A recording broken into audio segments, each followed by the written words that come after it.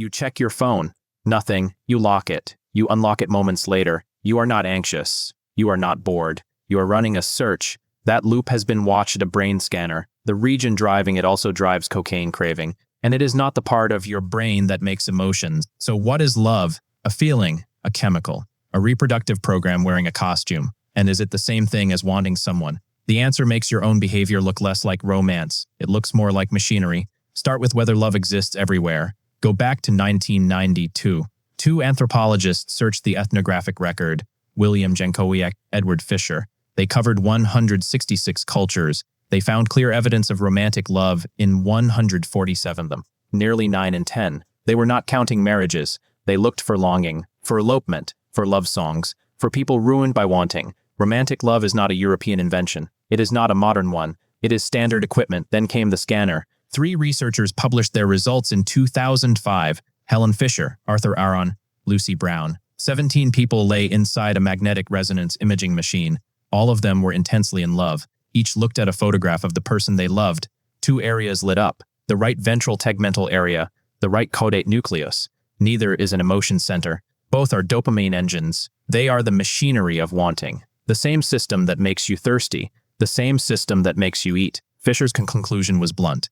Romantic love is a motivation system. It is not an emotion. It is a drive. And that drive is separate from the sex drive. You do not feel love the way you feel sadness. You feel it the way you feel hunger, which explains the thinking you cannot switch off. Now move to 1999. An Italian psychiatrist named Donatella Marazziti tested 3 groups, 20 people in each. One group had fallen in love within 6 months. One group had severe obsessive-compulsive disorder. One group had neither. She measured serotonin transporter density in their blood platelets. The people in love sat about 40% below the controls. The people with obsessive-compulsive disorder showed the same drop. Say that plainly.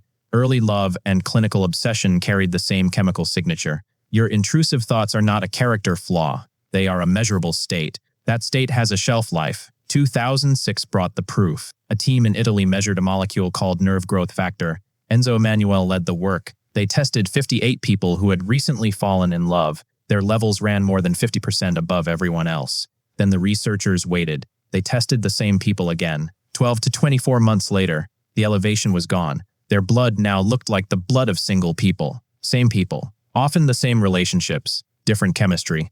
Now the question you came here with, is any of this the same as lust? Fisher argued that mating runs on 3 separate systems, not one. Lust runs on testosterone and estrogen. Attraction runs on dopamine. Attachment runs on oxytocin and vasopressin. Lust gets you looking. Attraction makes you choose one face. Attachment keeps you there long enough to raise something. A psychologist named Lisa Diamond pushed it further in 2003. She argued these systems are functionally independent. That is why you can want someone you do not love. That is why you can love someone you no longer want. Nothing is broken when that happens. 2 systems are simply running at different speeds. Brain imaging agrees, with one wrinkle. Stephanie Cacioppo pooled the scan studies of desire and of love. Both activated a fold of cortex called the insula, but desire clustered toward the back of it. Love clustered toward the front. Love was not a separate country.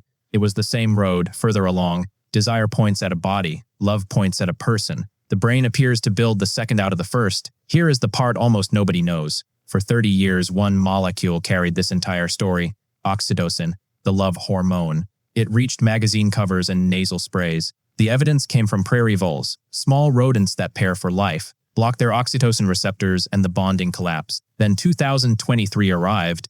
A team finally tested that properly. Devin and Manoli led it at the University of California in San Francisco.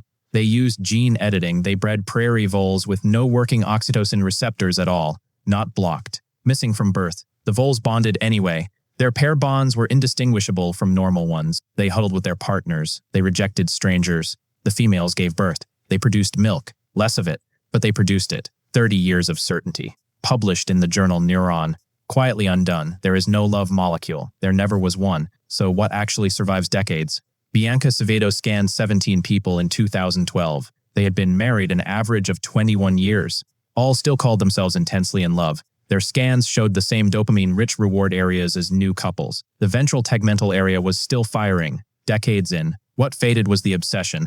The drive did not. And that drive is cut off. The damage is physical. Fisher's team ran one more scan in 2010. 15 people. All had just been rejected. All were still in love. 10 women. 5 men. Their brains activated the ventral tegmental area, the ventral striatum, the orbitofrontal cortex, the same forebrain regions that fire in cocaine craving. So ask yourself something uncomfortable. You grade your relationships against the first year or two, against the obsession, against the chemistry that was always going to expire. And when someone leaves, you call the aftermath weakness. The scans suggest something closer to withdrawal. You cannot talk a hunger out of being hungry, which brings you back to your phone. You check it. Nothing. You feel that small drop. You call it neediness, attachment issues, being too much. It is none of those.